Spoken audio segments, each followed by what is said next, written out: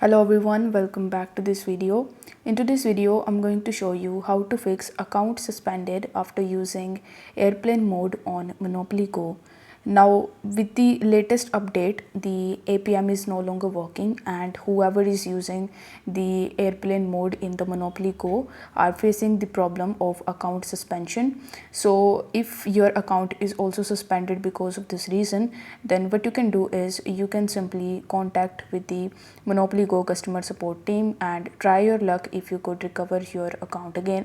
So in order to contact with them, you just have to launch your Monopoly Go app and then tap on these three horizontal lines in the top right hand corner of the screen.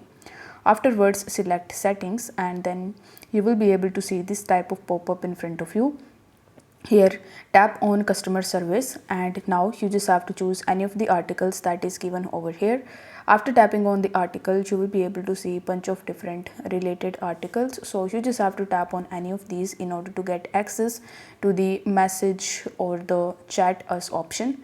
Now, as you can see that this is the article that I chose. If I scroll down a bit, you will be able to see this need more help section and chat with this option. So you just have to tap on it and you just have to type hi in this message and you just have to start your conversation.